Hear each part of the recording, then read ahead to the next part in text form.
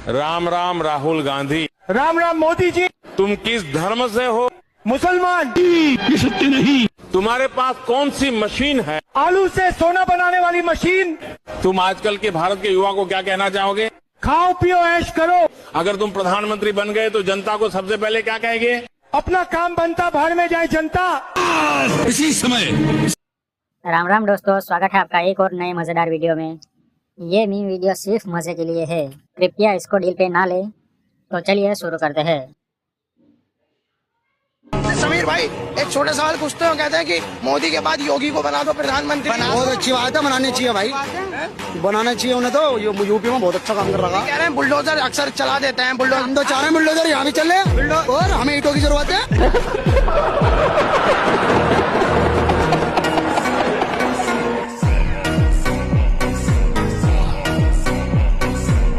कदम वो नहीं उठाते। मेरी बात सुनो, देखो आपका नाम क्या था? रियान फैजान भाई, मैं बताता हूँ होता क्या है। हम लोग ना हर चीज राजनीति को लेकर प्रधानमंत्री पे आ जाते हैं। मेरी बात गौर से समझना आप। अभी तक आप मुझे एक बार ये बताओ, प्रधानमंत्री या योगी जी कौन सा मुसलमानों के घर पे लेके बुलडोजर चले गए? अभी दिल्ली में जो अनुत्राई जितनी भी झुक गए थे उसमें हिंदुओं के भी मकान थे, उसमें मेरे रिश्तेदारों के काफी लोगों के मकान थे, वो भी टूटे हैं यार। अभी आप ये एक चीज का मुझे जवाब दो, ये जितने भी मकान टूट रहे हैं योगी जी प्रधानमंत्री थोड़ी वहां पे बुलडोजर लेके जा रहे हैं। योगी जी ने तो जो वहां के गुंडे थे ना, जिन्होंने गलत शासन करा था, जिन्होंने लोगों को मारा था, जिसमें आपके मुसलमान भाई भी थे, उन लोगों के घरों पे बुलडोजर चलवाया जो कि अनऑथराइज्ड प्रॉपर्टियां लेके बैठे थे। भाई गलत कोई नहीं करता, ये ख्याल दिल से बिल्कुल निकाल दो। प्रधानमंत्री बहुत अच्छा और बहुत अच्छी जिंदगी जी रहे हैं, आजादी की जिंदगी जी रहे हैं। आप कभी विदेश जाके देखो, वहां पे एक घूंट भी पानी का बड़ा संभल के पीना पड़ता है हम लोगों को। केवल मुझे नहीं, ये सबके लिए होना चाहिए, सबके लिए अलग अलग देश हो जाना चाहिए। नहीं, सबके लिए सेम हो जाना चाहिए। हाँ, सेम हो जाना चाहिए ना। तो हिंदू राष्ट्र तो सिर्फ हिंदुओं के लिए है कि भाई हिंदू राष्ट्र है, वहाँ हिंदू रहते हैं, यही चिन्हित करने के लिए कर रहा है। सेम हो जाना चाहिए। तो इस देश में मुस्लिम पर्सनल लॉ बोर्ड ये क्या कर रहा है? ये बताइए, वक्फ बोर्ड ये सब क्या कर रहा है? ये बताइए मुझे आप। ये इस देश में है ना भैया? तो ये देश में क्या कर रहा है? जब ये देश सेक्युलरिज्म से चलेगा, एक बताइए बोर्ड जैसे अभी आप देखिए हलाला का ये जो बोर्ड है आपका, फिर ये अगर हिंदू अगर बोल रहे हैं हलाल सर्टिफिकेट का एक बोर्ड है, ठीक है। अगर ये हिंदू बोलने लगे कि हमें भी सनातन बोर्ड या फिर झटका बोर्ड ऐसा कुछ बोर्ड अगर आना चाहिए, तो फिर भैया गृह उधर ही छुड़ने लगेगा धीरे धीरे। जो योगी सरकार है ये धर्म की राजनीति कर रही है। सिर्फ मंदिर बनवाने से कुछ नहीं होगा, रोजगार देना पड़ेगा, क्योंकि सब लोग जो पढ़ रहा है, डिग्री पास कर रहा है, सबको जॉब चाहिए। मंदिर बनाने से रोजगार कैसे नहीं मिलता है? कौन बोला है? मंदिर बनवाने से आपको रोजगार मिल रहा है? कैसे नहीं मिलता है? ये कैसे मिलता है, ये हम पूछना चाहते हैं। मंदिर बनेगा, इंजीनियर को रोजगार मिलेगा, जो मजदूर लगेंगे उनको रोजगार मिलेगा, वहाँ पे पूरा जो है इकोनॉमिक सिस्टम हमारा घूमेगा। अलग अलग स्टेट से लोग आएंगे, वो शॉपिंग करेंगे, फूल माला खरीदेंगे, ट्रेवल करेंगे, ई रिक्शा में बैठेंगे, चाय की दुकान पे बैठेंगे, कैसे नहीं रोजगार मिलेगा? इतने पढ़े लिखे जो युवा हैं वो बेरोजगार घूम रहे हैं, तो उससे उनका विकास हो जा रहा है। मंदिर बनवाने से उनको जॉब मिल जा रही है। रुको जरा, सबर करो। नहीं मिल रही है तो अयोध्या में मस्जिद के लिए जमीन क्यों लिया गया? आप बोल देते मस्जिद की जगह पे हॉस्पिटल बनाओ, इससे रोजगार मिलेगा। अब बोल नहीं बनवाए तो मुस्लिम समाज के लोग नहीं बनाए ना। ये बोलना कि मंदिर से किसी को रोजगार नहीं मिलेगा, ये तो बहुत गलत स्टेटमेंट है आपका। कुछ लोगों को मिलेगा, सबको नहीं मिलेगा। मैं यहाँ पे हिंदू मुसलमान कर नहीं रही थी, आप आई, आपने बोला कि योगी सरकार हिंदू मुस्लिम की राजनीति करती है, फिर आप खुद मंदिर पे आई हैं, आप यहाँ पे खड़ी होकर क्या कर रही हैं फिर? और अभी तो रुको, क्लाइमैक्स अभी बाकी। आपने किया कि मंदिर बनाने से क्या होगा? मैंने आपसे ने कहा मंदिर बनाने से बिल्कुल रोजगार मिलता है। मंदिर के इर्द गिर्द पूरी इकोनॉमी घूमती है हमारी देश की। मंदिरों से गवर्नमेंट को टैक्स जाता है, मस्जिद से कौन सा टैक्स जाता है बताइए यहाँ पे? मुझे अपने घर जाना है, मुझे घर जाना है। मतलब आप योगी को वोट क्यों देते हैं अंकल? बस पागल है हम, इसलिए दे देते हैं। योगी के लिए पागल? हाँ, योगी हमारा अब्बा है ना, इसलिए हम उसे दे देते हैं। कह रहे हैं योगी उनके अब्बा। अभी मजा आएगा ना भिड़ो। क्या नाम है? रिहान। हाँ, रिहान। रेहान, ये बताओ क्या बेच रहे हो? ये आप रामलला की फोटो बेच रहे हो, तो अभी कहाँ रहते हो आप? हम मसौदा रहते हैं। ये बताओ कि कितने बजे आप यहाँ पे आए थे, कितनी फोटो लेकर आए थे आप? भैया हम यहाँ आए थे 7 बजे आए थे, 12 फोटो लेकर। वो 12 फोटो बेच दे, अभी 20 फोटो लिए थे। तब 12 फोटो आप बेच दिए 20 में से? हाँ, अभी 2 बचा हुआ है। 8 फोटो कहाँ गया आपका? वो तो हम बेच नहीं दिए थे पहले ही, सारा बेच दिए। ये बताओ सुबह से कितनी कमाई कर ली आपने? हमने वही 900 रुपये कमाई कर ली। आपका जेब में बच गया, फोटो का जो पैसा था उसको हटा के 900 रुपया आपका बच गया। डेली आते हो आप? हाँ भैया। हाँ? हाँ। अच्छा, तो आप भी आप मतलब इतनी छोटी उम्र में इतना पैसा कमा के परिवार को दे रहे हो। किसको देते हो पैसा ये? मम्मी को। मम्मी को देते हो। पापा कहाँ है? पापा काम करते हैं। पापा भी काम करते हैं। और भाई लोग कितने हैं परिवार में आपके? हम 4 भाई हैं। 4 भाई। चारों कमाते हैं या पढ़ाई कर रहे हैं अभी? भैया हम तो पढ़ाई करते हैं और 3 लोग कमाते हैं। हम पढ़ाई भी करते हैं और मांगते भी। कोई मुर्गा नहीं आ रही है? अल्लाह के नाम पे दे दो भाईजान, अल्लाह के नाम पे।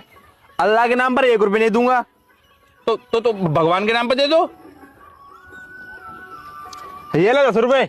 शुक्रिया भाईजान, तुम्हारे बच्चे खूब जिए और बड़े होके कांग्रेस पार्टी के पप्पू की तरह बड़े नेता बने। अबे पागल है क्या तू?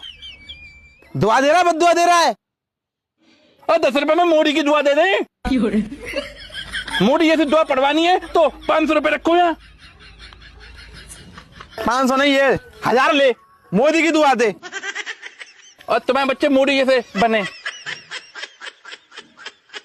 हो गया आज की झाड़ी का जुगाड़। इस मंदबुद्धि को क्या पता हम पैसे लेके भी मोदी को कभी वोट ना कराएं। और मोदी नहीं समझ पाया हमें, तुम क्या समझोगे? जाए लो। सामने इंडिया भाई, सामने इंडिया है, वर्ल्ड नंबर 1 टीम। India no problem. Who's India? Who India? Playing India. सामने opponent. Who India? Who's India? India opponent. I don't know. लेकिन ये बताओ कितना कमा लेते हो महीने का? पापा प्लीज। 500 से 600 रुपए। 500 से 600 रुपए तक। अरे इससे ज्यादा तो गीता के पेट्रोल का खर्चा है महीने का। पापा कांग्रेस है तो मुसलमान है, कांग्रेस है तो आपकी इज्जत है। वो हमारा चीफ मिनिस्टर 2 दिन पहले ये बोल दिया था कि कांग्रेस है तो मुसलमान है। और बेवकूफ को यही नहीं मालूम कि मुसलमान है तो तेरी कांग्रेस है। और आज पूरे मुल्क के अंदर तेरी कांग्रेस का वजूद हम मुसलमानों के वोटों की बुनियाद पर है। अगर मुसलमान तुझे उठाकर पटकने पर आ जाए, चैलेंज है अब्दुल मोइज शामजी का, कल इलेक्शन रखा के देख दे, फिर परसों तेरा ख्वाब बन जाएगी तेरी ये सीएमशिप की सीट। और बेवकूफ को यही नहीं मालूम, जब हद से ज्यादा मस्ती चढ़ती है ना तो ऐसी बातें जबान पर आती। तक हूँ कि आप दोनों ने मिल के इस देश को कैसे पूरा दिया। कब हो गया ये? कब हुआ? कब? ये कौन सी मीटिंग है जहां मुझे नहीं बुलाते? कौन है ये लोग? कहां से आते हैं ये?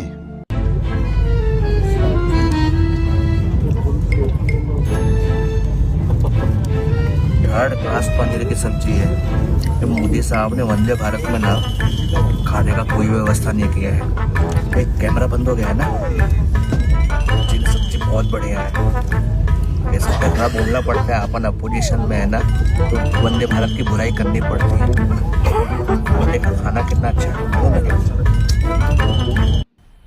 मजा आया, और मैं ये जो मजा है हिंदुस्तान के हर व्यक्ति को देना चाहता हूँ।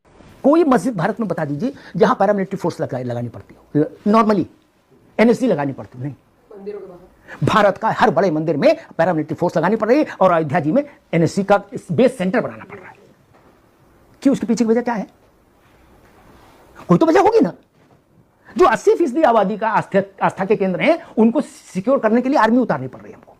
और मस्जिदें गगनचुंबी हैं, वहां कोई होमगार्ड की भी जरूरत नहीं पड़ रही। यहां से हमको समझना चाहिए कि भारत का वो क्या है, उसकी तासीर क्या है। आप रामचरितमानस जला सकते हैं और जलाने के बाद ठाका भी लगा सकते हैं और मौज भी ले सकते हैं, बौद्धिक चर्चाएं भी कर सकते हैं। क्या आप कोई दूसरे धर्म की कोई किताब जला सकते हैं और जलाने के बाद आप जिंदा रह सकते हैं? टेल मी, कितने भी बड़े नेता हो रह सकते हैं जिंदा? नहीं ना। आपको सेना भी नहीं बचा सकती।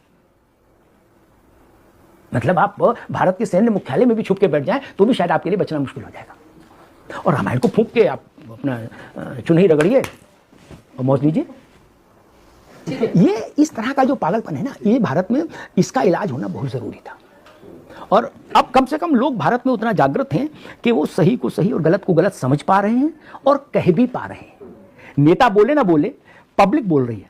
सोशल मीडिया पर आप लोगों को सुनिए, नेता को तो वो बहुत सारे बंधन है, पब्लिक को कोई बंधन नहीं ना। वो बोल रहा है, सामान्य व्यक्ति जो मूंगफली बेच रहा है वो भी अधिकृत टिप्पणी कर रहा है, ललकार दिया भैया। वो खुद तो बेचारा मूंगफली बेच रहा है, लेकिन वो सही और गलत पर बड़ी टिप्पणी कर रहा है। क्या? इसलिए मुझे लगता है भारत बदल रहा है और इस बदलते हुए भारत का स्वागत करिए। और तुम लोग नए हो तो सब्सक्राइब करो, वो जो लाल वाला बटन है उसके साथ स्कैम करो या फिर महफिल जमाओ, मुझे नहीं पता, बस क्लिक हो जाना चाहिए। अब मैं भी जा रहा हूं, मुझे पार्क में स्टंट्स मारने जाना है। वीडियो को लास्ट तक देखने के लिए धन्यवाद। कृपया आपको वीडियो पसंद आया हो तो सब्सक्राइब जल्दी से कर दो भाइयों, सब्सक्राइब कर दो। सब्सक्राइब करने के पैसे नहीं लगते हैं।